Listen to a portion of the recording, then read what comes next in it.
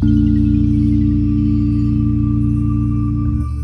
everyone, David here. Severance is back. The Lorehounds are partnering with Properly Howard to bring you in-depth weekly coverage of Season 2. Join me, John, Anthony, and Steve as we unpack every twist, theory, and revelation. We've created a dedicated feed just for our Severance coverage. Simply search for Severance Lorehounds in your podcast app, or find the direct link in our link tree. Our weekly episodes dig deep into the show's mysteries, themes, and bigger questions about identity and consciousness that makes Severance so compelling. Season Pass and regular community subscribers get ad-free access to our weekly episodes, plus exclusive content like our Supply Closet bonus series, featuring fascinating conversations with experts like the team from Nevermind the Music. We've explored the neuroscience of memory and personality, decoded the hidden meanings in the show's musical themes, and there's much more to come. You'll also get Steve and Anthony's complete Season 1 rewatch series. We believe in total transparency with our listeners, and unlike mammalians nurturable, we're happy to share all of our secrets. Find the link for the Severance feed in the show notes below, or search Severance Lorehounds wherever you get your podcasts. Come theorize with us about what's really happening at Lumen.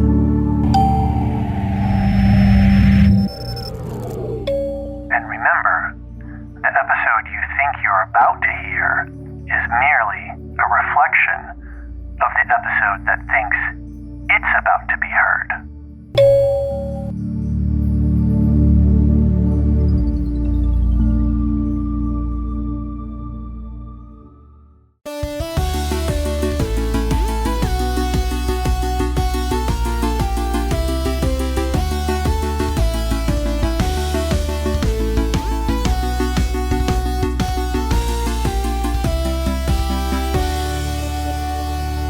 Hello, Lorehounds listeners, and welcome to the Dune Awards. The Tech Awards, or as I insist on rebranding them, the Blockbuster Awards. I'll be joined shortly by Logan from the Academy of Death Racers, whom some of you may recognize from our Kingdom of the Planet of the Apes coverage this year.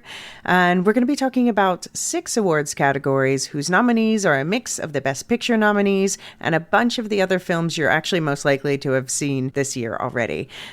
These categories are VFX, production design, costumes, hair and makeup, film editing, and sound.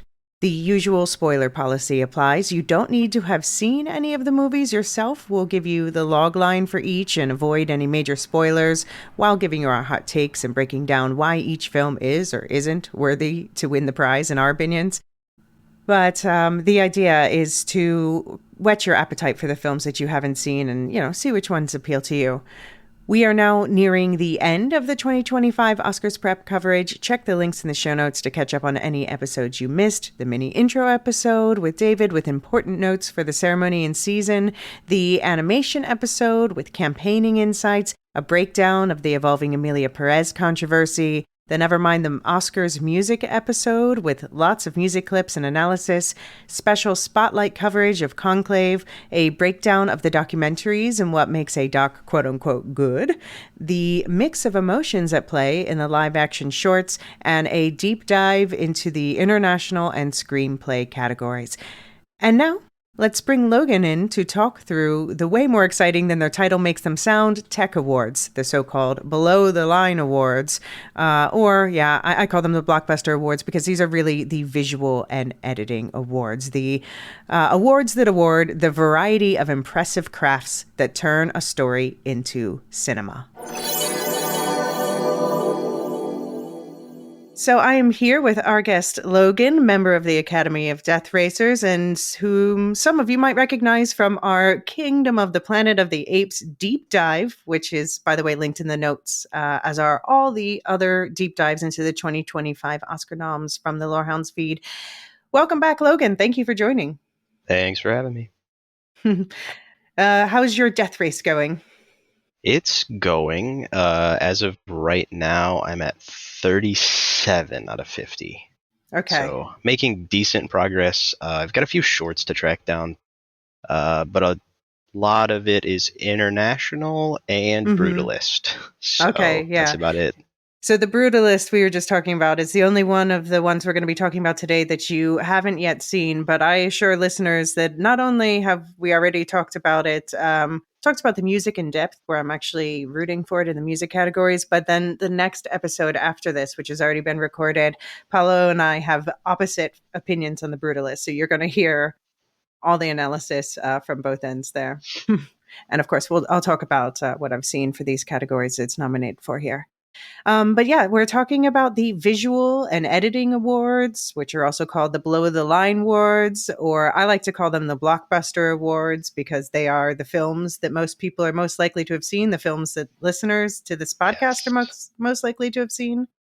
And the awards we're specifically talking about today are visual effects, production design, costume, makeup and hairstyling, film editing, and sound. And this time we're going to run through the list of nominees per category in alphabetical order and talk about an entire category as a whole. Do you have a favorite of these 6 categories? Usually for me, I'd say visual effects. Mm-hmm. This But year, I think makeup is actually coming out swinging. yeah, it's very strong. It's a very strong category this year, and there's only one option that I would be genuinely mad at if makeup Uh-huh. wins. Whereas, Listeners, guess which one? yeah, visual effects, I'm cool with any of those 5 winning. I think they all are worthy at least of the nomination and can be justified somehow on the win. Right. But Right. Yeah, I mean, visual effects is always a favorite of mine too. Let's start with that category. The nominees are Alien Romulus, and then the for Alien Romulus, the Oscar would go to Eric Barba, Nelson Sepulveda Fauser, Daniel Macarin, and Shane Mahan. And they work at a combination of Industrial Light and Magic, hereafter referred to as ILM, Weta, legacy effects. There's often, you'll find for all of these that there tends to be a collaboration between different studios, and ILM and Weta come up a lot. it's always ILM in some Yeah. way, shape, or form. We got a lot of Weta. Like the next one, Better Man, also Weta. Weta. I'm pronouncing it too Dutch. Weta. Better Man is Luke Miller, David Clayton, Keith Herft, and Peter Stubbs. We've got Dune Part 2 with Paul Lambert, Stephen James, Reese Salcombe, and Gerd Nefzer. And they work at Digital Domain and Wiley Company, and I'm sure a few others. And you might hear my cat in the background doing sound effects. We're not that far yet, Ghost. We've got Kingdom of the Planet of the Apes, which you and I talked about at length. Eric Winquist, Stephen Unterfranz, Paul Story, and Rodney Burke, and that's also Weta and other VFX houses. And finally, Wicked, Pablo Hellman, Jonathan Faulkner, David Shirk, and Paul Corbold, and that's ILM and Frame Store that worked on that one.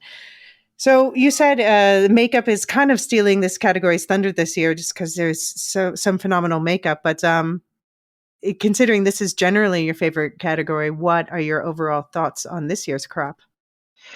This year it's an interesting one because 4 of the 5 nominees are from pre-existing IP. Mm-hmm. Like you've got Alien, which is another sequel. Dune is a Mm-hmm. sequel. Planet of the Apes is a sequel. Wicked is a film adaptation of a stage show. Of a book, yeah. Of a book, yeah.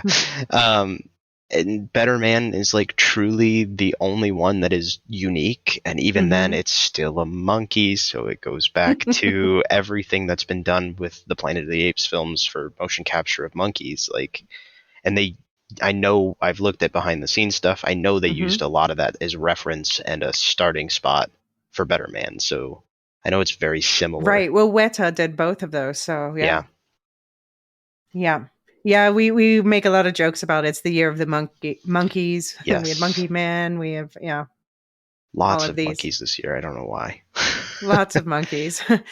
Well, it is interesting. I think this is a category that listeners are most likely to have watched in full.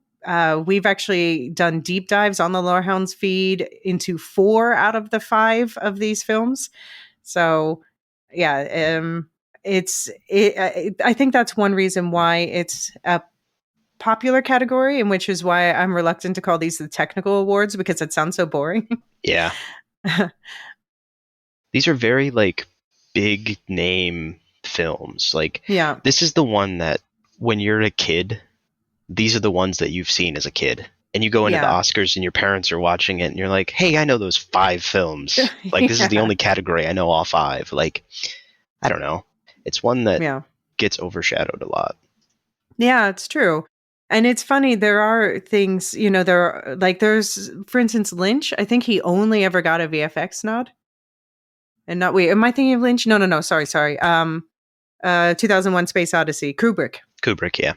Kubrick only ever got a VFX win. Yeah, which is crazy. Yeah. Yeah, and it's also one where there's a lot of like only nominated in this category films. So we have 3 this time. We have Alien Romulus, we have Better Man, and we have Kingdom of the Planet of the Apes. And we've already spent a lot of time gushing over particularly Kingdom of the Planet of the Apes, Yeah. but Better Man should have gotten way more nominations than this. Yeah, for the longest time when Better Man got announced and there was this weird talk, and then I was like, okay, like Robbie Williams getting a biopic, like whatever. Who doesn't get one anymore? Like every musician does. And then I looked closer at it, and then they were like, yeah, we're gonna make Robbie a monkey the whole runtime. And I was like, this is not gonna work. This is stupid. This is Robbie just with creative freedom. And then I watched it and I was like, okay, he had a reason for it, and it actually kind of Yeah. worked out. I Like it mean, has some it good has to be. He has points to be to lucky. it. Yeah. I don't think I could root. Well, first of all, it allowed him to play himself, despite the fact that he's no longer, a young man. Yes. And they had someone else doing the physical parts, but he was doing the voice and the face mapping. And there's I'm going to link in the show notes a really good YouTube video from Corridor Crew where they interviewed the VFX artists who worked on Better Man. And part of me, like, of course, I think probably overall I'm rooting for Dune, and I think Dune's going to win. But part of me wants Better Man to win just because, like, even when I compare interviews about this film with Kingdom of the Planet of the Apes, so obviously exceptional VFX, and done by the same company. But when you just hear about like the hand crafting that went into Better Man, about how you'll hear Paolo refer to this whole thing that they talk about in this video about the monkey shaving his head, and how I've worked at animation studios, and I know working with hair and animation is just so difficult, and just in Yes. interactions between, and they If had you to do can it every make- single shot. Yeah, if you can make hair look real when it's animated, you're doing something right. Yeah. And just the micro expressions of this monkey figure, you forget that it's a monkey. Yeah. They make it way more human than I expected it to be. Like with Planet of the Apes, even with Kingdom, which I think is better than the other ones, but you can still tell that it's just a monkey. Mm-hmm. Whereas this one, it's very much a human Right. as a monkey. Like, With the and they did a eyes. good job of kind of differentiating the change Right. between them, because like this is supposed to be a person, but he is a monkey. Mhm. Like, whereas Planet of the Apes, it is monkeys being monkeys, just Right. more advanced. Right. So, Kingdom of the Planet of the Apes, obviously a continuation of this epic saga, where it's about monkeys or apes who become more human-like in their behavior. Whereas Better Man, he starts the film by saying, "Let me show you how I see myself," and then we see a monkey, and it works because then if you don't know much about Robbie Williams, you don't need to in this film. You don't need to be a fan of his. I am not really per se a fan of his. Definitely not a fan of his public persona, but he is so unabashed and just taking a hard look at himself and where he knows he's fucked up in his life, but also just having a good humor about horrible things that have happened. And Yeah.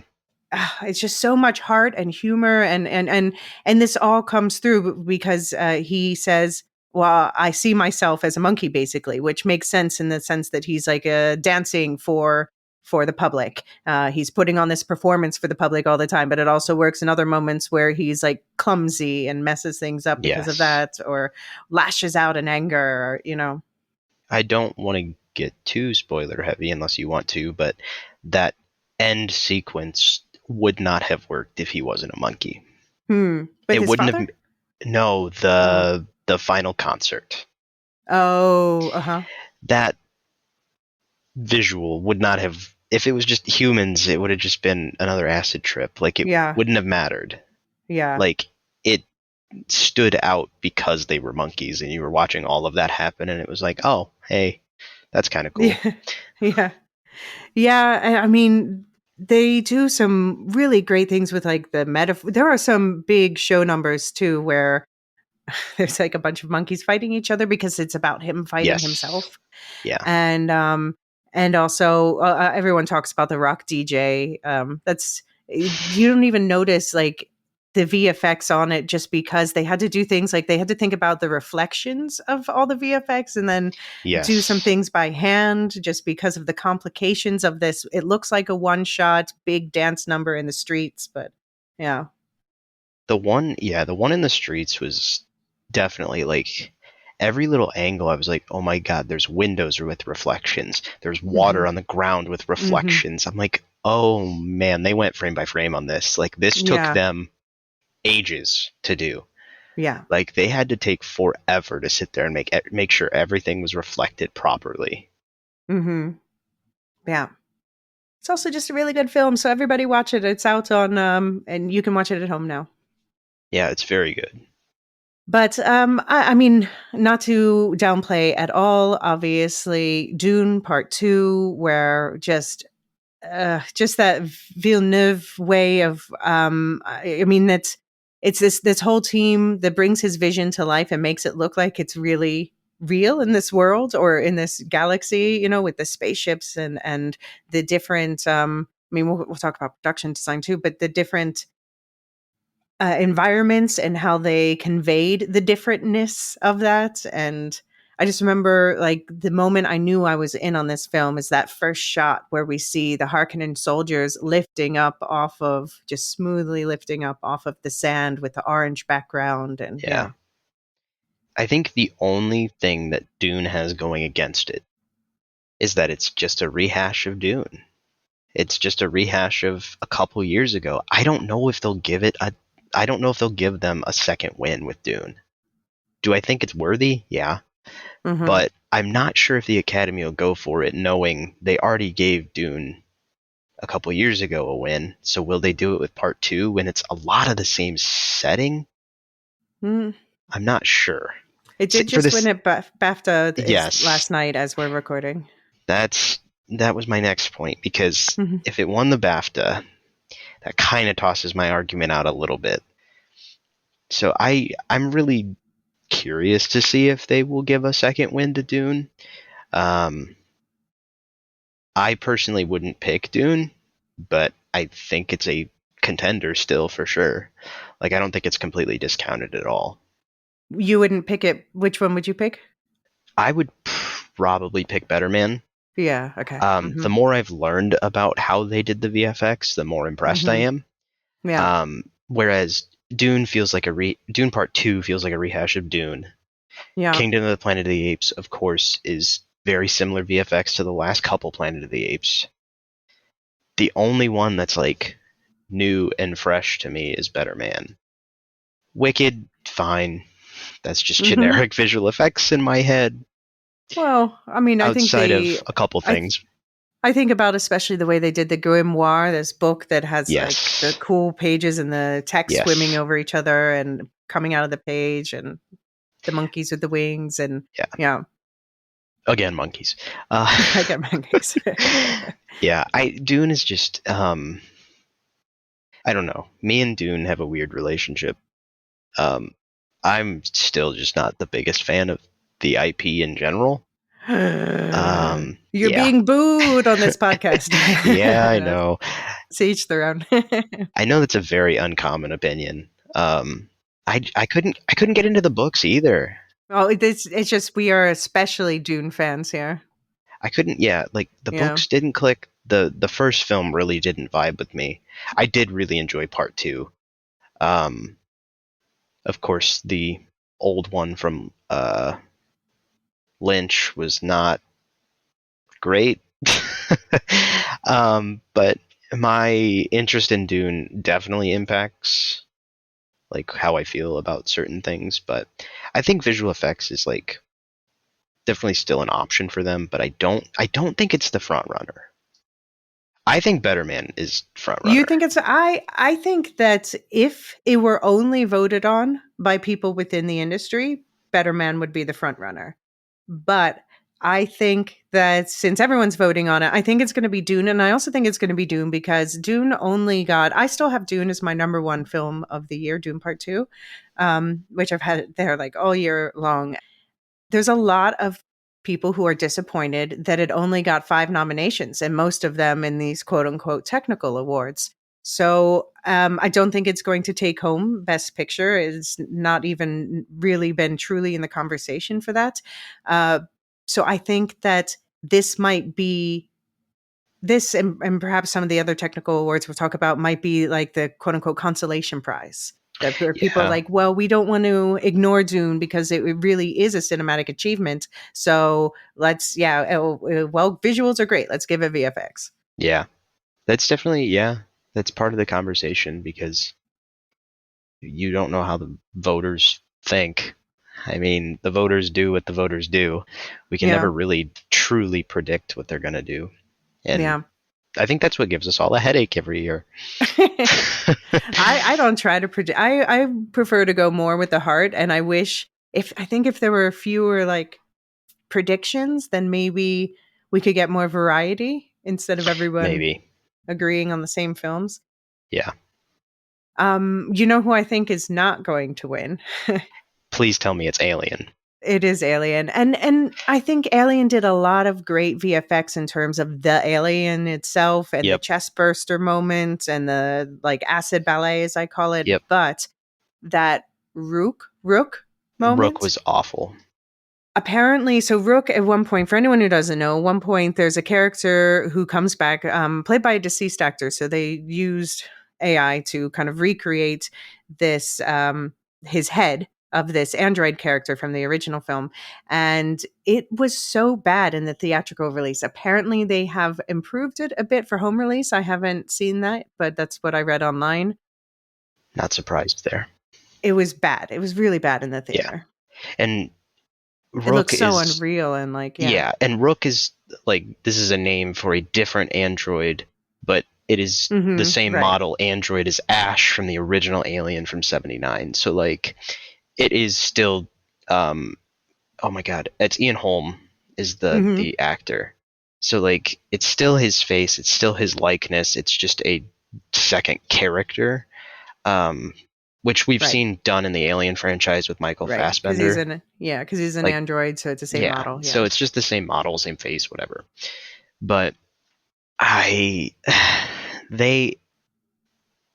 Disney has done plenty of instances of bringing back actors who have passed in decent ways or making them look younger. This one was bad.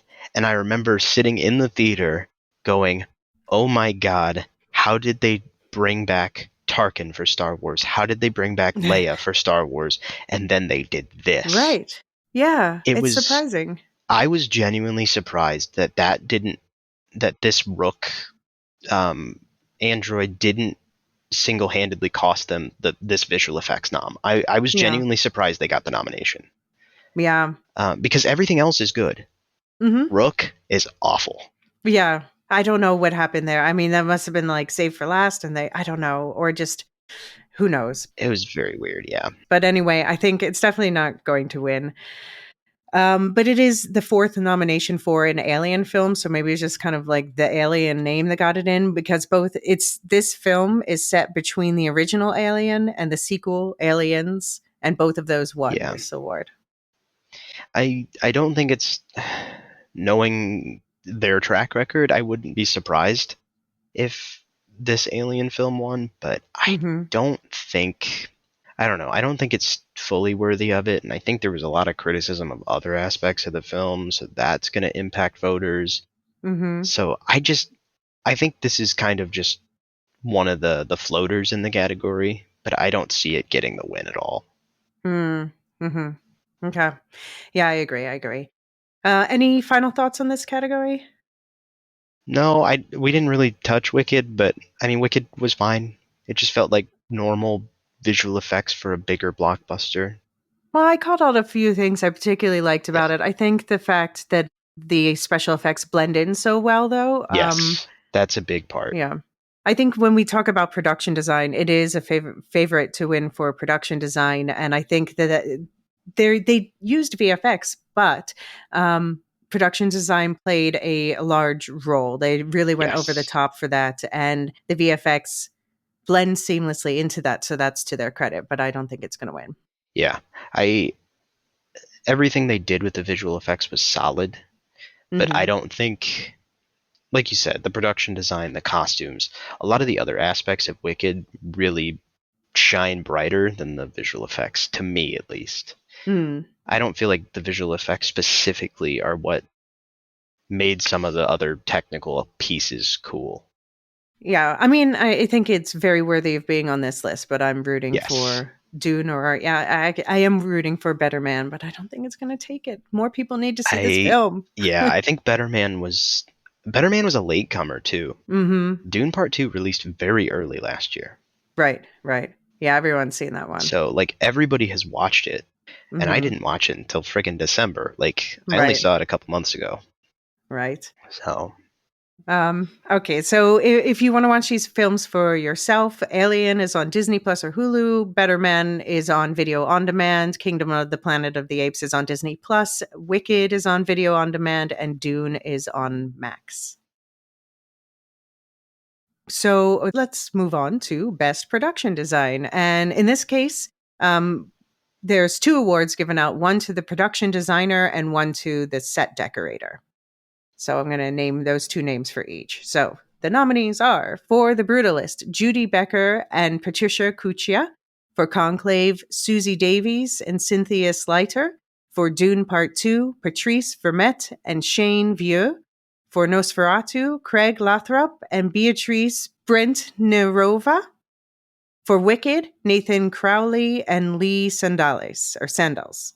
And so Nosferatu is the one on this list that we have not yet talked about, although there is a deep dive linked in the show notes, and this got 4 nominations this year. There's also, by the way, a Conclave deep dive in the show notes where we talk a lot more about production design. But Nosferatu, yeah, for anyone who doesn't know, vampire movie, Dracula, but creepy, kind of in some ways closer to the novel, kind of a remake of the 1922 film. Did you yeah. like Nosferatu? My feelings on Nosferatu are very wishy-washy. Okay. Um, I gave it a 6. Okay, so Okay. kind of middle of the road. There were pieces I liked, pieces I didn't. Personally, I am very hit or miss on Robert Eggers, so Mm, his direction style just doesn't always vibe with me. okay. Um, and this one, I think it worked less, but overall, I mean, we're looking at the production design for it, and the production design is great. I Mm-hmm. mean, you can't fault any of it. The sets are great. Um, costumes are great. I know that's a different category, but it helps. Mm-hmm. All those things that kind of come together and just make this very much the era that it is, the locations that it is, and there's so many different sets. Like, there's a lot that they had to piece together. Yeah. It's a very interesting one. Yeah. I am a big Robert Eggers fan, and a lot of it goes into the historicity, the research that he puts in, the thought he puts into everything. And of course, he's not the one who's doing directly the production design, but he is the one overseeing it and driving them. So maybe I should clarify also, a lot of people confuse production design and cinematography. I'm going to talk about cinematography separately in the next episode, but that is cinematography is like the movement of the camera, and production design is basically what the camera is shooting. Like what do the sets look like? That's why set decorations in here. What is the overall color palette, the overall visual feel Yeah. of the film? There's that weird, I don't know, Nosferatu has that weird like bluish hue over everything, and I feel like the sets were built that way so Hmm. that the cameras could move in a way that helped that, and the lighting could be done in a certain way to help that. Like, everything feels dark. Yeah. Like, and it's supposed to. It's got that weird like blue-gray darkness to it most of the time. It's always like rainy, cloudy, like, and I feel like, I mean, I'm sure they shot a lot outside, but I know they shot some stuff in studios. I've seen the behind the scenes stuff. So Mm-hmm. like, they definitely did a good job on building the sets to mimic it. Mm-hmm. Yeah, this was so Robert Eggers, he likes to work with the same people over and over again, but this is the first time he worked with the set decorator, Brent Narova. And this is the first nomination for both her and Craig Lathrop. So good for them. That's a, yeah, first Yeah. first go around with this guy and first nom. I mean, Yeah. that's impressive. Yep. And I know you haven't seen The Brutalist. I have, as far as production design, I think that is one, after the music, I think this is the strongest aspect of The Brutalist for me. And it's the second nod for Becker, the production designer, and first nod for Cuccia, the set decorator.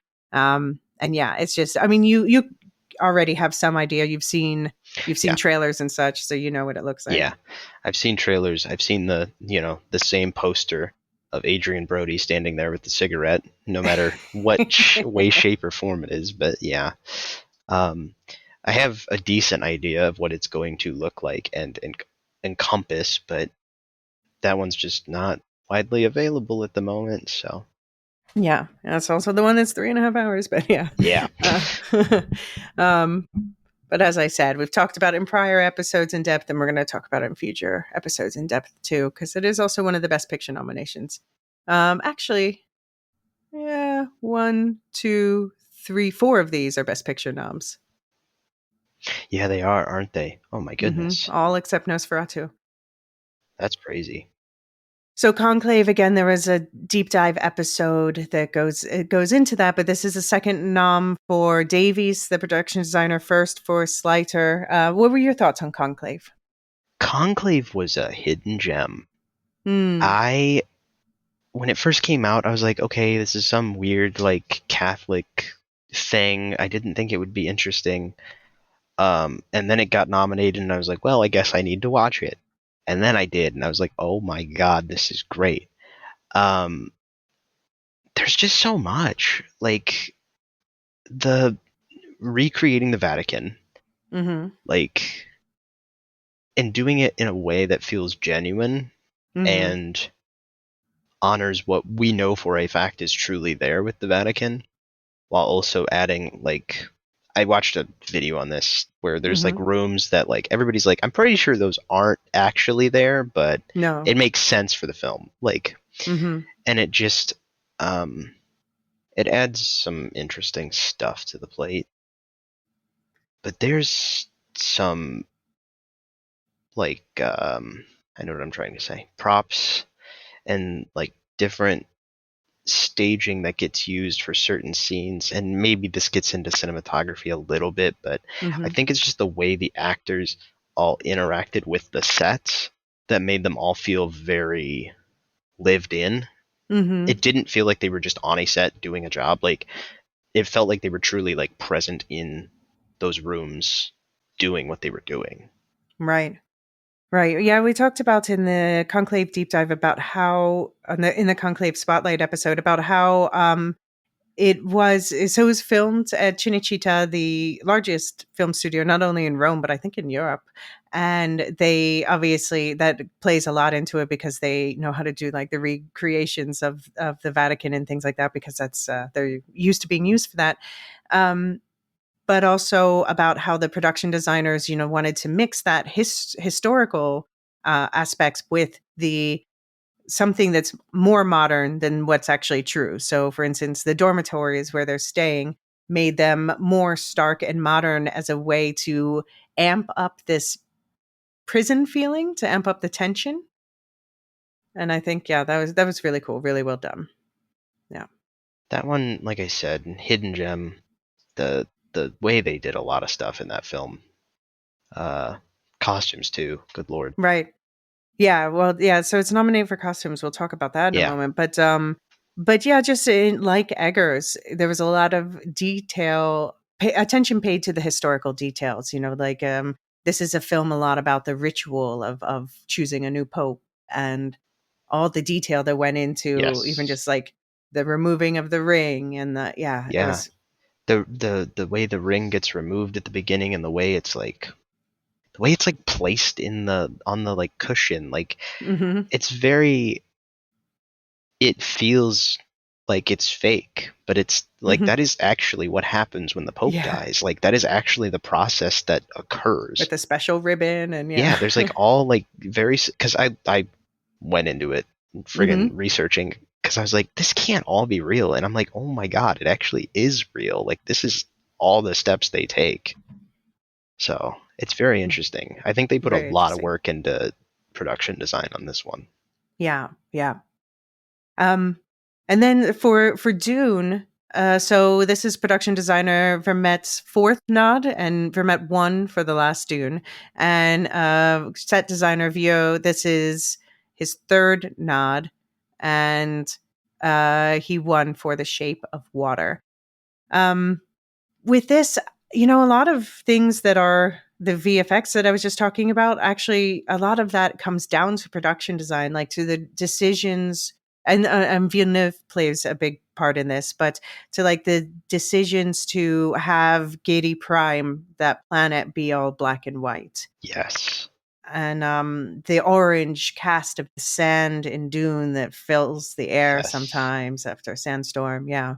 The It just, that black and white. I mean, to do anything black and white, you have to have good understanding of colors mm, because it's going to look, the way they filmed it was in color, obviously, and then mm-hmm, they make it black and white later, but like you have to know, okay, when we put a black and white filter on this, purple is going to look like this.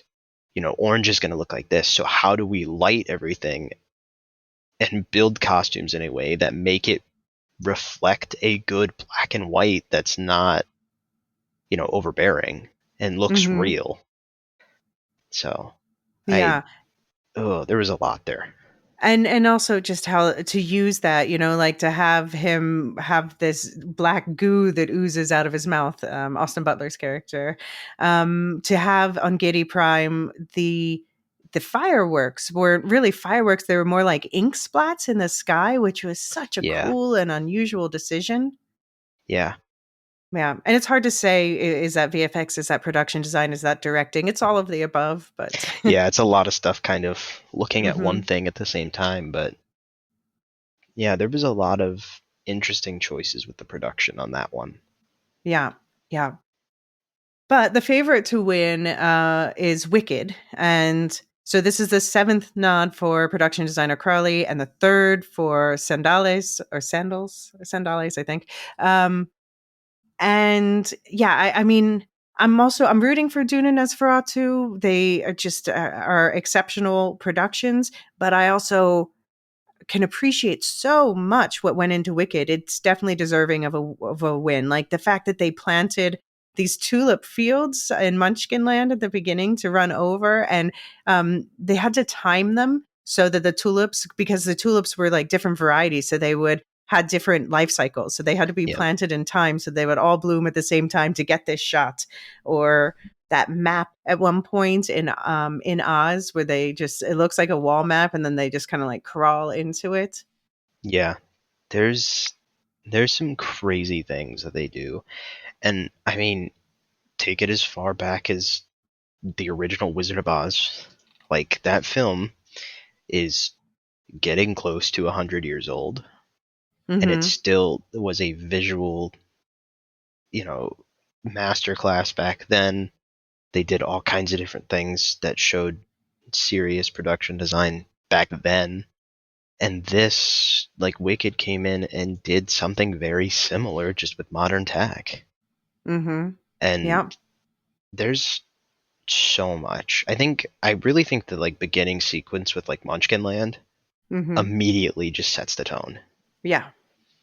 Um, like, if it, obviously they wouldn't do this, but any other, like, location or any other random city, and I don't think it would have worked.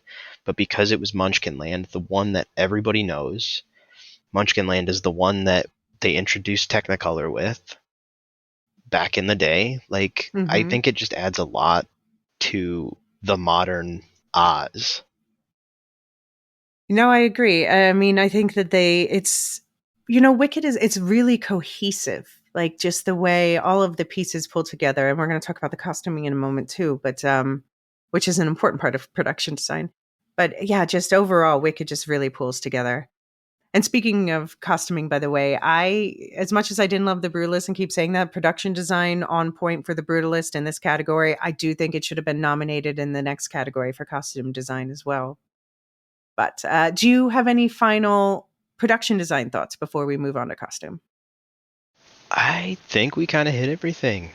Outside Who of are me you not rooting for? seeing, well, with me not seeing Brutalist Mm-hmm. yet, I Of would, these four, then. of the four I've seen, I think I would push Wicked. Mm-hmm. Um, but I think honestly, I'd be okay with any of them winning this one. Yeah. Um, at least the four I've seen are very Right. worthy of at least a nomination. So No, I wouldn't be mad about any of these five winning. Although I guess I'm rooting for Wicked and Dune. Yeah, I don't know. yeah, Yeah, they all deserve it. They all deserve yeah, it. it's really hard to pick on this one. Yeah. I think Yeah. personal preference, I would say Wicked. Yeah. Okay. I mean, Wicked, oh my gosh, they did so much. Like just for Yes. the amount of work and for the way it just all pulled together and looks effortless. It's the Yeah. same with Better Man, only more people understand it about Wicked than understand that Better Man was a lot of work to make it look so effortless. All right, moving on to another category of heavy hitters, a lot of the same heavy hitters. Best costume design. Nominees are A Complete Unknown, Ariana Phillips, Conclave, Lisi Crystal, Gladiator 2, Yante Yates, and Dave Crossman. Nosferatu, Linda Muir. Sorry, I'm struggling with these. Linda Muir, Wicked, Paul Tazewell. And the new film in this bunch we haven't yet talked about is Gladiator 2. And so, Logan, how would you summarize Gladiator 2 and what did you think? Gladiator 2 is a weird one. So this is going to make me sound very young. Gladiator 1 released a few months before I was born. No! So I was born in 2000. So I had never watched Gladiator. Wow, okay, yeah. And so the day that I knew we were going to see it, we Mm-hmm. watched Gladiator. And then like Mm-hmm. an hour later, we went and saw Gladiator 2. So like I Okay. had them back to back. Mm-hmm. Um, I enjoyed Gladiator 1, but I had some issues with the editing and a few different things at that time. And then we saw the new one, and it was hard not to compare and go, Mm-hmm. man, I like the modern stuff better. Oh, okay. So I actually prefer Gladiator 2 to Gladiator 1, which I Okay. think is a Okay. very unpopular opinion. Sure. Um, Yeah. but there's a lot with it that I really enjoyed. I liked the sort of retcon they did, bringing bringing his son back, like the twins were a great addition. The twin Mm-hmm. emperors, Yeah. um, Pedro Pascal, love that guy. Mm-hmm. Um, there's just Denzel Washington. Denzel. Oh my god, um, he was snubbed, by the way, but Mm-hmm. uh, they they did a lot with that film, and I think most of it worked really well. Okay. Um, So yeah. I gave Gladiator 2 1 star. Ouch. I mean, okay, so I did, I do remember going. Did I see the first one in the theater? I don't know. Probably. Um, I was in high school. But yeah, so I remember the first one when it came out and how it blew all of our minds and everything, especially, with me that young. I was like, whoa, this is cinema. Probably one of the movies that got me into movies. And then when this one was coming out, so I went back to rewatch it and knowing that, like, listeners, you can check, there's a deep dive into Napoleon in the Lorehounds feed, and visually great, story wise a mess, and it just Napoleon made me start to think differently about Ridley Scott. And going back and watching the first Gladiator now, I'm like, is this as good as I thought it was at the time? I don't know. And then I watched Gladiator 2 with a friend of mine, and I have to say we were kind of like taking the piss out of it the whole time we were No, watching. I get it. It's very, and that seems to be a very common opinion of it. I'm in the weird minority that like Hmm. actually really enjoyed it. Well, it reminds me of when there's discussions about the Star Wars trilogies and how people tend to prefer the one that was their first exposure. Yes, yes, it's very much of a person's time, I think. Mm-hmm. Whereas I think there was just a lot of stuff from Gladiator 1 that I didn't vibe with, but Mm, with Gladiator 2, it had a bunch of cast that I already really love. yeah. So like I already was like invested in that character, even though it's only because I know the cast that was playing them. Mm-hmm. So I think there was a lot that helped it there for me. Mm-hmm. Yeah. But I won't complain about the costumes. Definitely not. Oh God, no. So Yanti Yates won an Oscar in 2000 for the original Gladiator. So, and was also nominated with Dave Crossman last year for Napoleon. And I thought Napoleon was one of, if not my favorite to win last year, in terms of personal preference. I was just so impressed by the detailing and the historicity of the costumes in Napoleon. And Gladiator, maybe less historicity. I don't know. It's good. Yeah, good costuming. Yeah, very solid. They did the thing. And Crossman, by the way, he is also known for like the Batman and Rogue One. So Yeah, Crossman has done some crazy costumes over the years. yeah. What is your favorite to win in this category? That's a hard one to answer on this one Mm-hmm. Mm-hmm. because personally, I want to say Conclave, but Mm-hmm. I think in reality, looking objectively at it, it's Wicked Mm. because Wicked just does so much and there's so many costumes. I mean, Mm-hmm. there's such a huge cast. Um, that I think I don't know. That's a lot of costumes to design for Wicked. Yeah. Yeah. We talked a lot about, by the way, about Conclave, the costuming in that deep dive episode, and just about how that's another one, a lot of attention to historical detail, like the production's design part of it with the props we were saying, studying from the people who actually make the clothing for the clergy and making their own decisions, making their own fabrics, and this is a second nod for Crystal, who is German, by the way. Wicked, yeah, I mean, I think Conclave's great. It deserves to be nominated. But Wicked, for me, I could not stop staring at all of the details of the Wicked costumes. Yeah. Like, had to watch it a second time just to like stop staring at the There's costumes. there's a lot of very subtle details on the costumes throughout Wicked that it's like it'll be like, "Oh, did you see the specific type of ring that this random side character was wearing and the direction they were facing. And it's like, oh my God, like they thought of every little aspect of these costumes. Yeah. And I think it also helps that the costume designer, Paul Tazewell, he has a background in Broadway musicals. And he actually, this is Yes. his second nomination after West Side Story. So he understands, for with the singing and dancing, that the costumes have to work with that, you want costumes that are enhanced by this kind of movement, but also allow this kind of movement, but are still, you got Yes. Glinda on her classic big frou-frou poofy dress, of course, but yeah. Yes. He makes not just good costumes that look good, but they're Mhm. also functional. And I Right. think that gives an advantage to Wicked for costumes just because like they were able to wear the costumes in any other, like conversation scene, but they could also do the big musical numbers, no issue. Mhm. Mhm. Yeah. My other top pick would be Nosferatu, and again, that comes to like the historicity. I just think about details, how Robert Eggers uh worked with Lyndon Muir to like how do we get we have how do we show that the character of Ellen is of a certain social status? Well, we have a corset that she can tie herself because she doesn't have a lady's maid. Just and it also just happens to look really cool that way, and it's Yeah. just all those details like that. Just Nosferatu would be a worthy winner too. And this is the first nomination for her, and she's a regular Robert Eggers Yeah. collaborator. I have to say, for me, the one that doesn't fit on this list is A Complete Unknown. Yes. It's the fourth nod for Phillips, who specializes in historical, like Hollywood musicians and stuff. She also was nominated for Walk the Line, for example.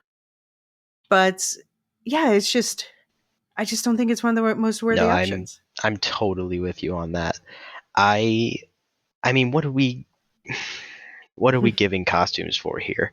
Yeah, Finding articles of relatively modern clothing that match historical instances of photos. the same Yeah. clothing. Like, Hmm. yeah, there's That's the effort game put of into Where's that. Like, Waldo. like that's That's cool. Like, don't yeah, get me wrong, but is it yeah, worthy sure. of a nom? They're not building costumes. They're not designing something. They're not basing it Hmm. on super old historical info. They're basing it on something from 50 years ago. Hmm. And I'm Yeah, like, yeah, it's interesting. Like, they made Bob Dylan look like Bob Dylan. yeah. They made Johnny Cash look like Johnny Cash. Hmm. But do those costumes really constitute costumes? Like, they do, but like, they're so modern that I don't know.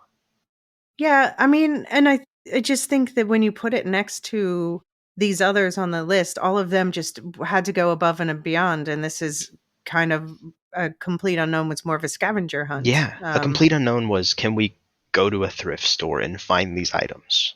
Mhm. And Yeah. they did a good job at that. I'm not Mhm. discounting that, but Mhm. I don't think it's worthy of standing alongside the other four nominees. Hmm. So, what are your thoughts on a complete unknown overall? It was fine. There's Yeah. nothing too, I don't know. There was three musician biopics nominated this year Mhm. between Better Man, Complete Unknown, Maria. Like that is how frequently we are getting them, that we have Mhm. three of them nominated for the Oscars this year. Well, and I would say complete unknown is the middle of the three for me. Yeah, it's very interesting. Like Mhm. that we keep just pumping them out, Yeah. but it seems like they keep doing well, so they're gonna keep getting pumped out. So Yeah. that's where we're at. Yeah, and it's such a shame. Better Man is the most original one, but it did the worst at the box office. Yes. So people see the original stuff. It's Yeah. oh, that's how we train them to make more. Exactly. All right, so I guess we're both going with Wicked, and Gold Derby agrees with us. Yeah. Yeah, Definitely Wicked, but I'd be okay with anything but a complete unknown winning. yeah, okay, same.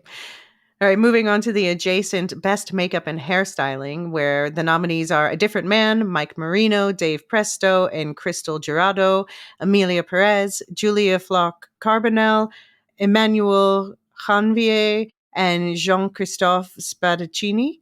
Nosferatu, David White, Tracy Loader, and Suzanne Stokes-Munton. The Substance, Pierre-Olivier Persin, Stéphanie Guillon, and Mariline Scarcelli.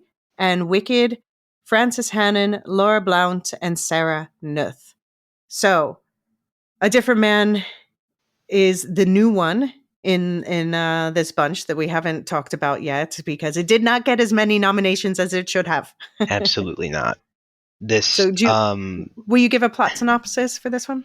Yeah, I mean, Different Man is, you've got a physically disfigured man who is Sebastian Stan, and he's just kind of going through his life. He deals with the things that you would expect someone who looks physically different to go through, aka bullying constantly by the world.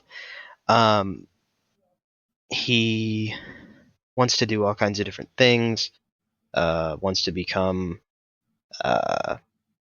meets a woman who tries to adapt his life and experiences into a stage play, wants to play himself after he becomes pretty via some weird sci-fi Magic surgery. movie magic, yeah. And so he's pretty boy trying to play formerly quote unquote ugly him, Right. and he's trying to like grapple with the idea that he's wanting to be his old self again. Yeah. So what I find interesting about this, and then Adam Pearson's character comes Yes, Adam in Pearson. and is Oh my God. and is like the better version of who he used to be, and it just makes him doubt everything. Yes. But yeah, so in terms of this getting, it should have gotten acting nominations. I will say again, I think that Sebastian Stan and Adam Pearson should have gotten acting nominations, but Yes. it got makeup, and it's very deserving of that. It even points out within the film when he's trying to play like his former self, he's like trying to do the makeup, and it's just falling off his face. It's just you know, they and actually Paolo said that he at first did not think it was Sebastian Stan because the makeup was so good. Yes, that was one of the instances where I knew Adam Pearson was in the film, and when I first saw Sebastian Stan as his character, oh, so you too? I genuinely sat there and I was like, I had to pause it, and because I was at home, and I was like, there is no way that is Sebastian, and I like zoomed in, and I was like, oh my God, it is. Like I could tell from like just you can hear his voice and his like shoulder build. Like he watching all the Marvel movies forever. Like of course I know how Sebastian Stan kind of moves as an actor, and so like watching him move, and I was like, oh my God, that is him. I was like, and it doesn't even look like him. Like they did such a good job on making him look like a whole different person. And then when he comes out, he looks like Sebastian Stan, but he looks like his normal self, but there's just something that they do very well with that makeup that it's truly insane. And I love that Adam Pearson had a huge part in helping them design that makeup. Like he did an interview where he, as someone who is genuinely physically dysmorphed, has the facial tumors. Yes, he has all those tumors and everything, and he is an actor, but he deals with those things in real life all the time. But he had a lot of say on that makeup and stuff, from my understanding, where he helped kind of guide how they were going about certain things through a lot of the production. So I think that's very cool. Yeah, and people might know him from was it Under the Skin? I think so. Under the Scarlett Johansson, what's his face? Jonathan Glazer, isn't that? But yeah, so this was the third nomination for Marino, one of the makeup artists, and the other two, Pesto and Gerardo, also worked on the Batman and the Penguin with this team. So this is a top-notch team here for sure, and definitely a worthy nominee. Is it your favorite in the category, or do you have another favorite? So I actually have a favorite, but Different Man is pushing it. But my favorite is The Substance. Yeah. It's my favorite, and it's also Gold Derby's favorite. Yeah. Yeah. So why is it yours?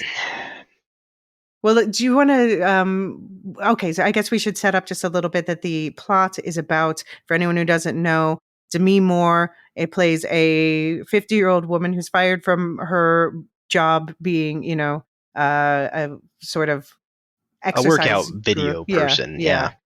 yeah. Because the producer, played by Dennis Quaid, thinks she's getting too old, and then Margaret Qualley comes in as a younger version of her because they get this substance that allows them to switch back and forth between the two bodies, the older body and the younger body, 1 week at a time, so that she can pretend to be younger again, get her job back, and start a new career and all that. And then Yeah. obviously things go awry. So, yeah, makeup.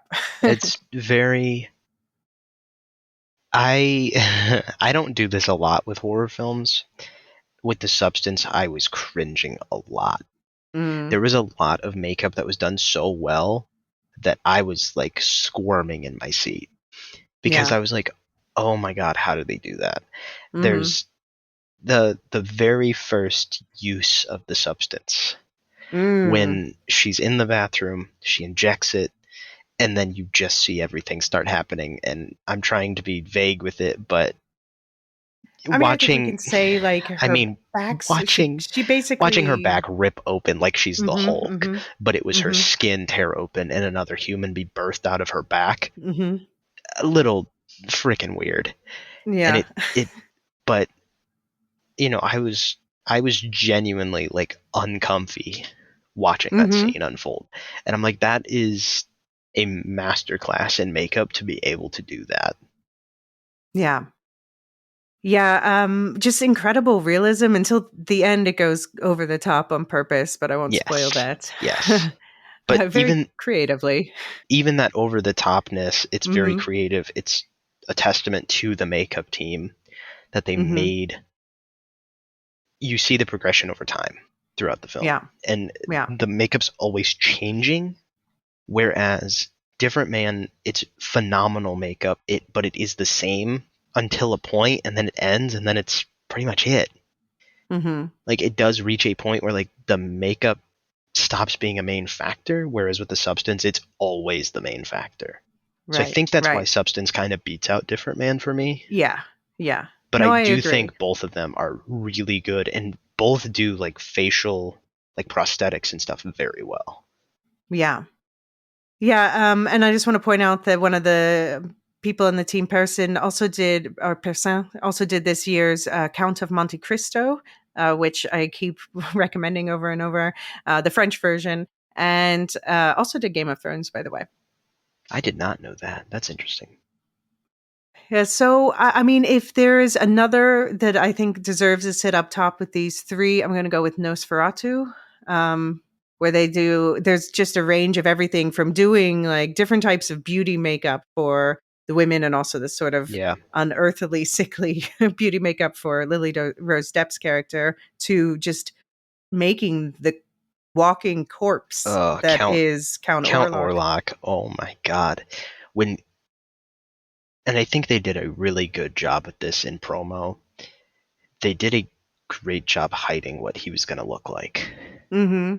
I mean, we all knew he was going to be that weird, like kind of pointy ears, baldish, like, because that's roughly what we've always seen Nosferatu as.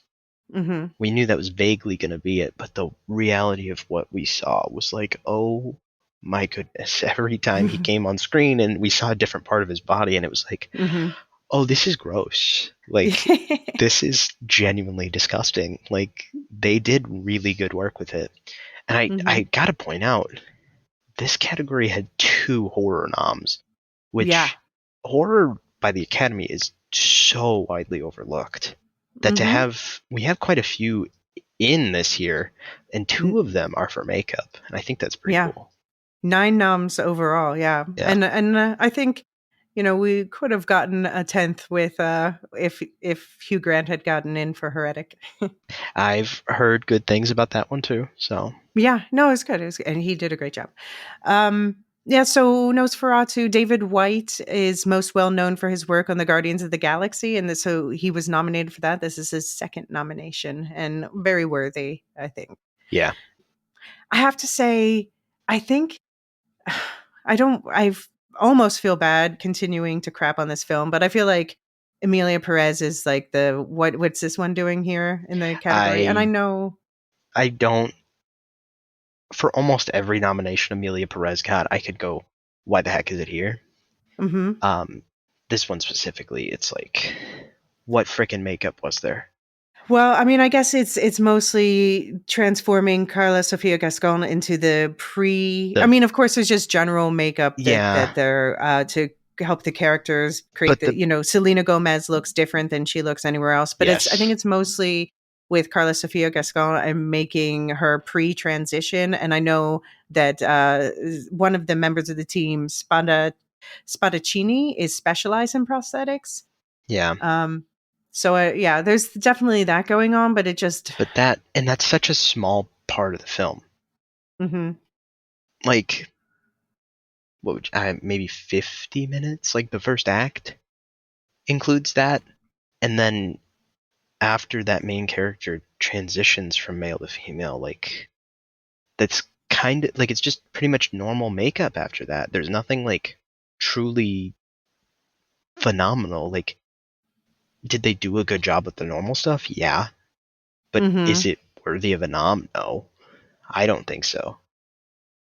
And I Yeah. would make that argument for all of Amelia Perez's noms but one. So, Yeah. It just feels like there are other more worthy more yeah. yeah. It's hard Anyway, to moving not on. keep digging that one deeper Yeah. because it's everybody else has already destroyed that film. Like, what else can we say about it? Yeah. Okay, but what is worthy is Wicked. And one thing is I would just say painting green skin is really difficult. Like I would point to, for instance, I was quite disappointed with how they did Hera on the Ahsoka TV show for Star Wars fans. I think that they really did not paint that green well. It just looks sallow and flat. And this is a beautiful, natural looking green skin on Elphaba, on Cynthia Erivo's character. Um, but overall, I think, yeah, as we keep talking about, it's a very stylized movie, and the makeup and hair plays an important role in that for every character. Yeah, I mean, I'm not going to add anything else here. Like, being able to do that green for Hmm. Alphaba, just, I mean, that did it. Like, you did it in a way that felt real, that wasn't done in poor taste, that felt real enough and didn't cause any at least noticeable difference. Maybe this got cleaned up in post, I don't know. But like the hair, the like the costume, it never looked like those were green. Like it looked like it was always just her skin. Hmm. And Yeah. every once in a while you'll catch like a continuity thing where like the makeup got onto a piece of clothing, or you've got there's the scene from WandaVision where Vision, who's supposed to be purple, has a Mm. button down shirt on, and you can see his Paul Bettany's arm, which is still just pure white. And it's just it's like wide open, both of his arms. You see his white skin because they overlooked it when they were Hmm. doing the makeup. Like, that is something that I never saw an issue with Mm-mm. Wicked. Mm-mm. Definitely not. Yeah. And this is the second nomination for Hannon, who won for the Grand Budapest Hotel. Um, yeah, I guess, but you, me, and Gold Derby all agree this is the substances Yeah, I think to it's lose. Yeah. I think it's definitely the substance here. Mm-hmm. Mm-hmm. All right, moving on to now we're going to the two editing awards. First, Best Film Editing. The nominees are Anora, edited by Sean Baker, the director himself. The Brutalist, edited by David Yanchko. Conclave, edited by Nick Emerson. Amelia Perez, edited by Juliette Welfing. Wicked, edited by Myron Kerstein. And yeah, what are your overall thoughts on this category? Editing this year is an interesting one. Hmm. Um, I'm gonna just ignore Amelia Perez. Um, Yeah, we don't need to talk about it. Just why is it here? I don't know. Second nom for Welfing. yes, Wicked is very good.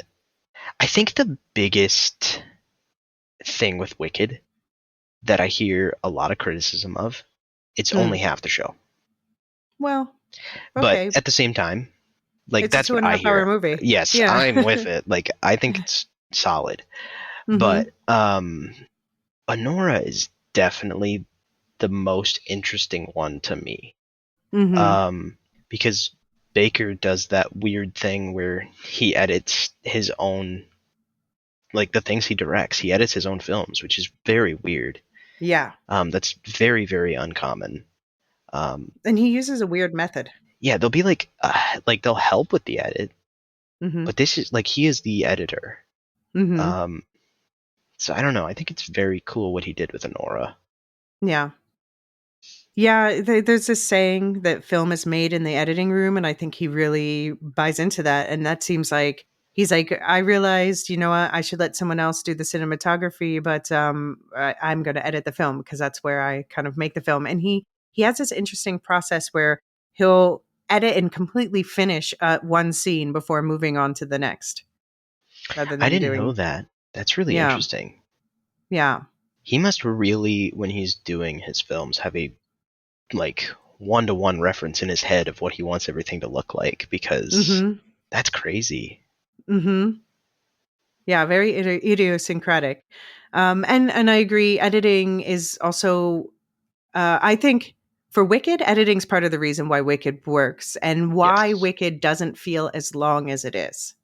absolutely. The way certain scenes are cut together and the way we cut very seamlessly from musical number to normal conversation Yeah. and like back and forth with that, like to do that well, you have to understand stage shows.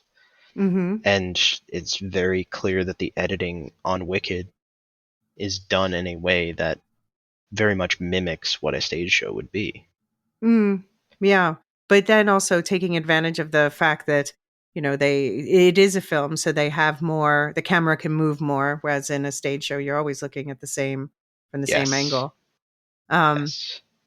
and just, yeah, the editing together the different perspectives. Yeah. Yeah. Very cool. So Kerenstein had prior collaborations with John M. Chu, the director, on Crazy Rich Asians and In the Heights, but was nominated for another musical, Tick Tick Boom, in 2021. Yes. Which Tick Tick Um, Boom was a great one too. So so I have another hot take about The Brutalist here, and that I don't like the editing.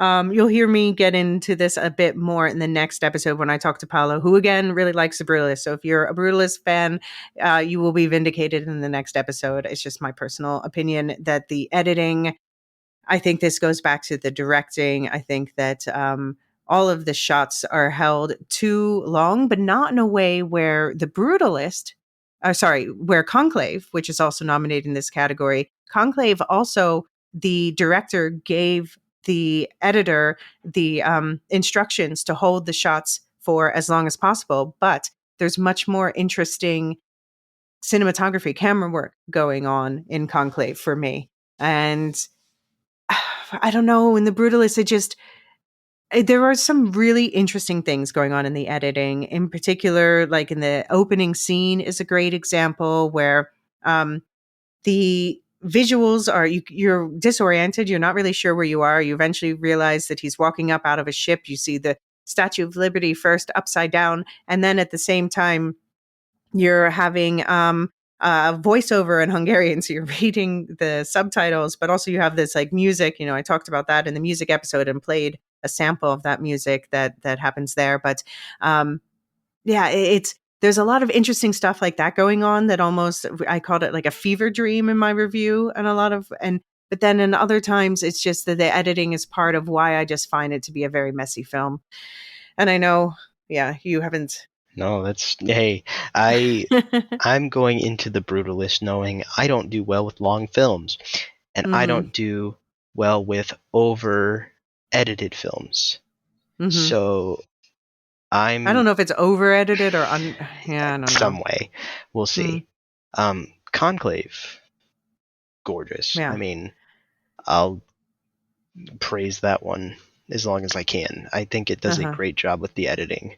Um, there's a lot of um, unique stuff with it that really.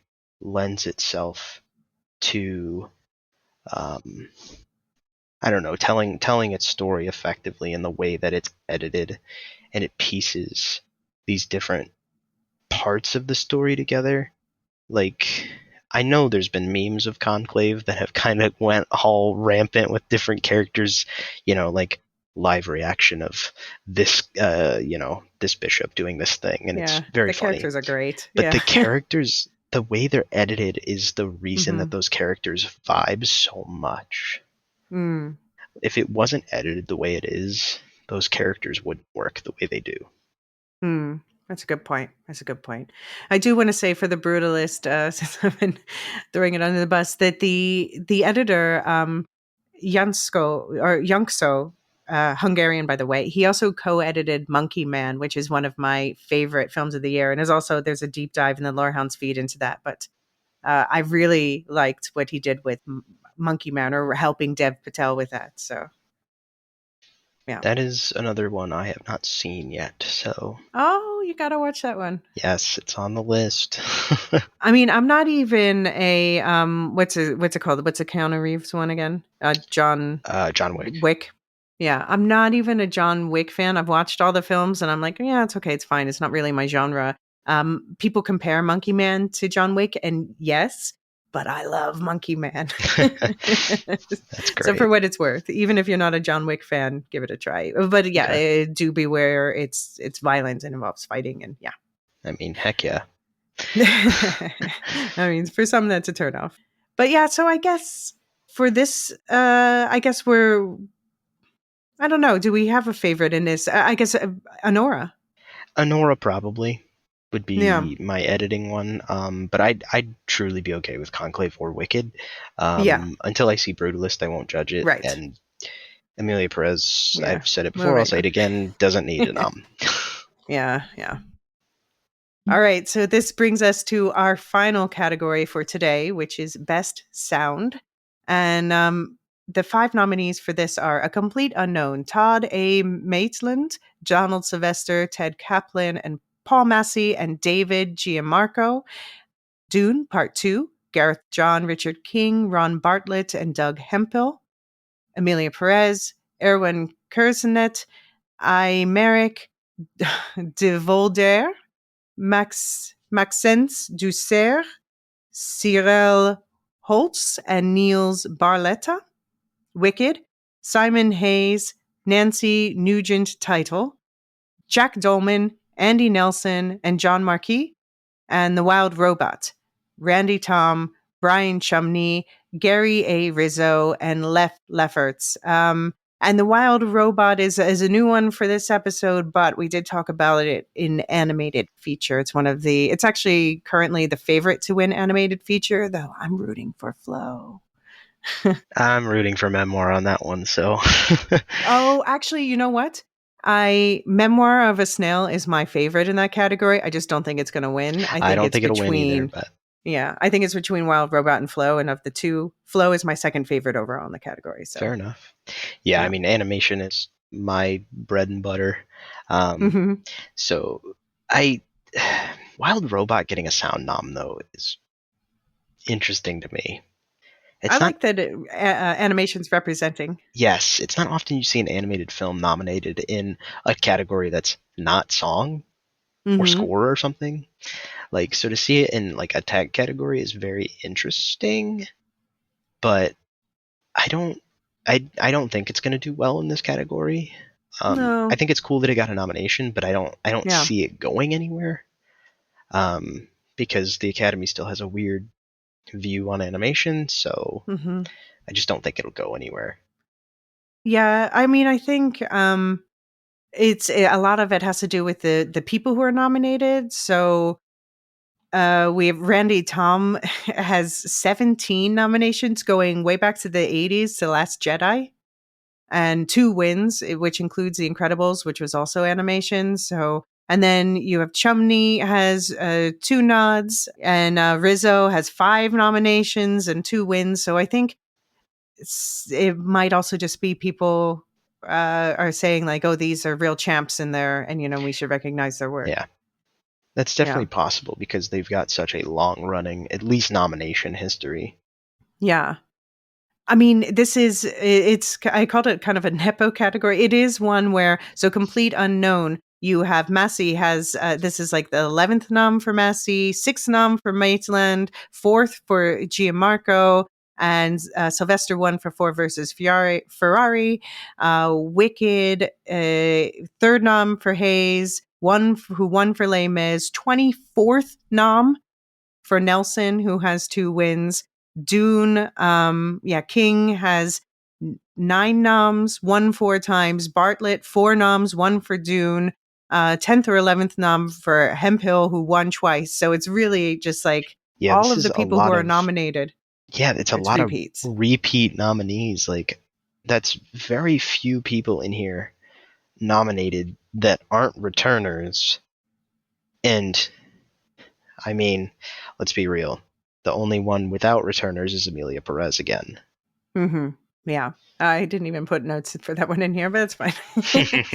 I mean, I think Complete Unknown and Amelia Perez, the thing about both of them is that they are, to a certain degree, musicals. And I Yes. think that might play into the sound nomination. I think that's definitely part of it. But I just Amelia Perez, a complete unknown. There, an argument could be made. I think if of any of a complete unknown's like technical nominations, I think this one makes sense. Hmm. I don't personally agree with it, but I understand why it got the nomination. Yeah. Yeah. Yeah. So the top 2 picks for this are Wicked and Dune Part 2. To be honest, those are the 2 that I would be rooting for. I guess I would give the edge to Dune. I just think there's some really cool things that are done with the sound that also plays into the score, which was disqualified. We went Yes. into that in the music Yeah. episode. I But I yeah. also think I also think Dune would be my pick for sound. Hmm. Um, it does a lot of cool stuff with the sound Yeah. design, and it's just Yeah. I don't know. Wicked does some cool stuff too, but Yeah. I Wicked, think another musical. Yeah. yeah, I think Dune and Wicked are like the two front runners for sure Yeah. for sound. I Hmm. think the other three are kind of pretty much out of contention. I really think it's just between Dune and Wicked, and I think it'll really just be a coin flip when the ceremony comes around. Mm. Yeah, I think those are 2 films where people want to honor them, but are neither is going to win Best Picture. So I think they're going to be looking for other Yeah, categories to honor them in. yeah. Yeah. Well, any other thoughts on sound? No, I think sound's a pretty easy one this year. Yeah. Well, yeah, between the 2 of them. Yeah, Yeah. I mean, I guess I would give it to Dune, but it's also I think I've watched Dune the most out of all the ones on this list, so that also gives me a greater appreciation for the fair enough. details of it. Yeah. Yeah. Are there any other films this year, nominated or not, that you want to shout out? I mean, I kind of mentioned it, but Memoir of a Snail, I mean, Yeah. Jeezy Pete's. That one came out of nowhere for me. Yeah. I hadn't watched anything from Adam Elliott, and Mm-mm. then they did animation showcase, did a Mm-hmm. Q&A with him, and so prepping for that, I was like, I really need to watch some of his stuff. So I watched Mm-hmm. his like trio of short films about like people in his family, Mm-hmm. brother, uncle, and cousin, and then watched the Q&A, watched Memoir of a Snail that night, and I was like, oh my goodness. That one kind of just blew me out of the water. It is definitely like my favorite from last year, which Mm-hmm. is again not at all what I was expecting. Um, Yeah. I gushed about it with Benoit from Animation Showcase, who was able to walk us through a lot of the production design details too. But for yeah, me, it's especially, you mentioned his shorts are about members of his family, and Memoir of a Snail is such a personal film. That's one thing I really like about it. It's so personal and specific and darkly humorous. It's going to make you sad, but it's also there is tinges of hope in there. There's silver linings and there's a lot of humor. yeah, exactly. That I mean, I've said it a lot. Animation is like my thing, but stop motion. is like Mm. my favorite. And so anytime I see good stop motion like that, I just am immersed. And Memoir is absolutely like my favorite film of last year Okay. by like a wide And margin. that's fair. Um, my favorite animated film from my favorite film from last year, I keep saying, is Dune. My favorite animated film from last year is Mars Express, which is this French sci-fi. I have been hearing really good things. I need to watch it. Yeah, I think you will. Yeah, I think you'll like it. It's very Blade Runner meets. I keep calling it Blade Runner meets Scavenger's Reign, and I haven't thought of a better way to describe it. So that's what I'm Okay, going to keep calling it. that makes I'm sense. looking right now. I have open my top 5 are Dune, Mars Express, Honora, Better Man, and Little Vordelok, which is a Okay. vampire movie I keep recommending to people. And then my number 6 is my top documentaries, The Remarkable Life of Evelyn. Yeah, I've also heard good things about that one. I just And didn't get to it. Yeah, then Kneecap, A my Real Pain, Oddity, A Different Man, Monkey Man, Wicked. my top Ah, 5 from last year are Substance. very interesting. Memoir of a Snail, Wild Robot, Challengers, Kingdom of Planet Okay. of the Apes, Transformers 1. Okay. So 3 of my 5 are animations. So I mean, Yeah. Yeah. Yeah. Yeah. that's how I am though. So But of the Best Picture nominees, who are you rooting for? that's a hard one.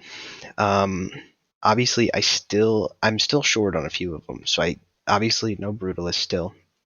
I'm Hmm. still here, and Nickel Boys are 2 that I still haven't seen either. So I've only seen Okay. 7 out of 10. Okay. But as of right now, it's definitely a toss up between Wicked and The Substance for me. Okay.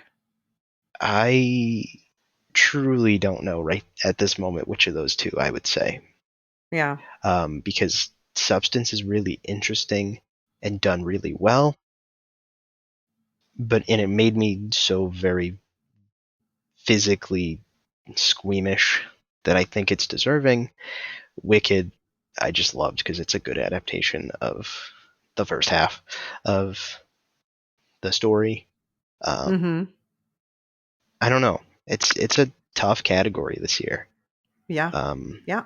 and like I said, I haven't seen them all yet. So once I get there, maybe I'll have a better idea. Hmm. But as of right now, it's definitely between The Substance and Wicked. Okay. And what do you think might be the biggest upset at the Oscars? The biggest upset, I think, is gonna fall into one of the acting categories, which is usually where it comes up anyway. Um, I think we're gonna get some weird. I think actress is gonna be very interesting. I Hmm. think we're gonna get some random slide in of like, I don't know. I know Mikey Addison has been getting she's been getting attention, Hmm. which is not what was originally expected. Right. Well, I mean, Demi Moore But after everything that happened with the too. BAFTAs, and Hmm. now like I could see both of them getting the actress Yeah. like attention. And I just recorded the acting categories with Paulo, and he's rooting for Fernando Torres. And it's definitely between the three of them. Yeah, from my understanding, yeah. I haven't seen I'm Still Here, so can't Yeah. comment on Torres, but we'll see. Yeah. I do think actress and supporting actress are going to be the two most argumentative, upsetting Hmm. categories this year. I'm not sure. Okay. Well, listeners, tune in for the next episodes for more on those categories. Any final thoughts before we go? I mean, just keep watching them. Oscars are making changes based on Yeah, things that they're hearing. It sounds like stunts are coming soon, hopefully. I hope So so. I think things that the public have been pointing out for a long time are finally being remedied at the Academy. So keep watching. All right. Well, on that note, 2 stunts. May we be talking about that next year. Well, thank you again so much, Logan. Thank you. Thank you again, Logan. I'm going to add links to the show notes to both that Corridor Crew video that Logan and I were talking about and about the Better Man VFX, but also a playlist of mini videos about the cool things you didn't realize they did in this film from Weta's own YouTube channel. I just wanted to add also that I really think Soundtrack to a Coup d'etat, my favorite nominated documentary, should have gotten editing and sound as well. But I guess that's thinking a little too outside the box for the nominating procedure. You know, Logan was saying about how you're seeing more animation straying outside the usual places. It would be nice to see the same for documentary. A couple of updates from the biggest Oscar precursors have popped up since we recorded that conversation. First, checking in again on the BAFTAs. Dune Part 2 got its technical achievement pats on the head in the VFX and sound categories. Costume design did indeed go to Wicked, this season's frontrunner, which also took production design. But Conclave took home editing, just part of a very good night that Conclave had at the BAFTAs. The Substance predictably and deservedly took makeup and hair. And at the Independent Spirit Awards this past weekend, there aren't many tech awards, but editing went to September 5th, which is arguably a better place for that film than screenplay, for which it actually is nominated at the Oscars. But yeah, it's September 5th. It's not nominated for editing at the Oscars. And that brings us to the SAG Awards, the Screen Actors Guild Awards, which aired Sunday on Netflix. And it is, by the way, a genuinely delightful watch. So I do recommend looking it up and watching at least the opening of the show. The theme was looking back at the start of the career. And Kristen Bell was the host, and she did like, "Do you want to be an actor?" Like a whole parody. Anyway, there were also, it was the first award show that I feel like has really remembered the fires, which are obviously still deeply impacting Los Angeles. So we'll see how the Oscars handle that this weekend.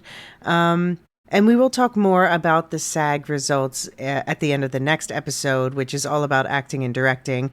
But some highlights and some game changers. There were awards that bucked recent trends, ensuring that there's a real dead heat in the Best Actress, Lead Actor, and Best Picture races. So, Best Actress, it's neck and neck between Mikey Madison for Honora and Demi Moore, who won for The Substance. In Lead Actor, Timothée Chalamet won for his work as Bob Dylan in A Complete Unknown, and Adrian Brody from The Brutalist he's no longer the 100% sure thing that a lot of people thought it was. And biggest news of all, Conclave took home the biggest prize of the night, which means that Honora no longer feels like an absolute lock for Best Picture.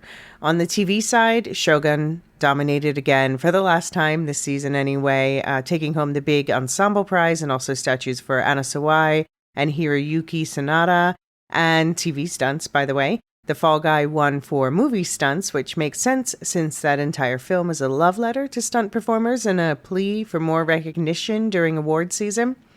In comedy, only Murders in the Building surprised with the win in comedy ensemble for Martin Short, meaning Hacks didn't do as well as expected, but Gene Smart did still win. And Colin Farrell took home an apparently heavy, no one could stop talking about how heavy the frickin' statues were. But yeah, he took home a statue for the Penguin. But Kristen Milotti did not, because Jessica Gunning of Baby Reindeer did instead. There are lots of clips on the Netflix YouTube channel from the SAG Awards, but yeah, it is genuinely worth watching. It's a good time.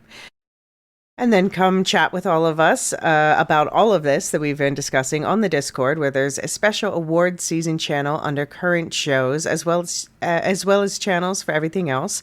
We also want to hear your thoughts on this year's Oscars.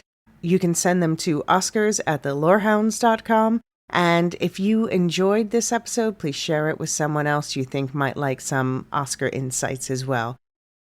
There's 2 episodes left in this series covering the biggest prizes of the night. So the next episode, going to be talking about acting and directing. And finally, David and I wrap it all up with a finale dedicated to the 10 Best Picture nominees. In the meantime, check the show notes for links to all the episodes in this series so far, plus last year's series, not to mention this year's Oscar-nominated movies we've done deep dives into, and also check out my and Sean's reaction to the new Captain America movie. And there's lots more non-Oscar content coming your way. Just a gentle reminder for the Severance fans that there is a separate Severance feed. Supercast and Patreon subscribers have access to the extra Severance topic deep dives that come out sporadically, which are also available through a discounted season pass.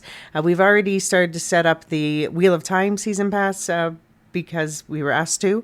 So there's not much in there yet, but for anyone who wants to get a head start on that, we will be doing full coverage for the Wheel of Time, including show guide and extra lore episodes and things like that. So you'll find that link in the link tree in the show notes. And subscribers, of course, they have access to all of these episodes, plus an upcoming Daredevil prep episode that's coming in a few days, a second breakfast episode, and this month's 11sies about David Lynch's Eraserhead.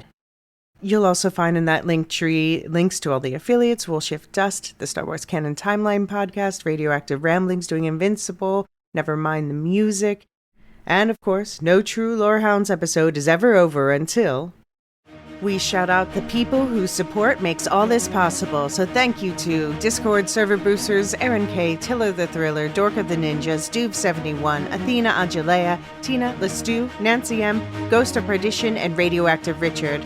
Thank you to all of our subscribers, to our Lorehounds, and thank you most especially to our highest tier of subscribers, the Lore Masters, Submartian, Michael G, Michelle E, Brian P, SC, Peter OH, Bettina W, Adam S, Nancy M, Duve71, Brian 8063, Frederick H, Sarah L, Gareth C, Matthew M, Sarah M, DJ Miwa, Andra B, Kwang Yu, Jedi Bob, Nathan T, Alex V, Sub-Zero, Aaron K, Dally V, Mothership 61, Gnarls, Kathy W, Lestu, Jeffrey B, Elysia U, Neil F, Ben B, Scott F, Stephen N, Julia F, Carly S, Ilmariel, and always last, Adrian. Thank you all for listening, and please do pass this episode along to anyone else you think would enjoy it, and see you next for all the acting hot goss. The Lorehounds podcast is produced and published by The Lorehounds. You can send questions and feedback and voicemails at thelorehounds.com/contact. Get early and ad-free access to all Lorehounds podcasts at patreon.com/thelorehounds. Any opinions stated are ours personally and do not reflect the opinion of or belong to any employers or other entities. Thanks for listening.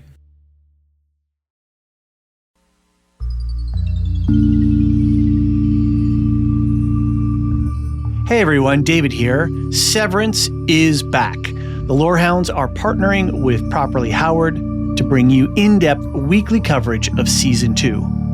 Join me, John, Anthony, and Steve as we unpack every twist, theory, and revelation. We've created a dedicated feed just for our Severance coverage. Simply search for Severance Lorehounds in your podcast app, or find the direct link in our link tree. Our weekly episodes dig deep into the show's mysteries, themes, and bigger questions about identity and consciousness that makes Severance so compelling. Season Pass and regular community subscribers get ad-free access to our weekly episodes, plus exclusive content like our Supply Closet bonus series, featuring fascinating conversations with experts like the team from Nevermind the Music. We've explored the neuroscience of memory and personality, decoded the hidden meanings in the show's musical themes, and there's much more to come. You'll also get Steve and Anthony's complete Season 1 rewatch series. We believe in total transparency with our listeners, and unlike mammalians nurturable, we're happy to share all of our secrets. Find the link for the Severance feed in the show notes below, or search Severance Lorehounds wherever you get your podcasts. Come theorize with us about what's really happening at Lumen.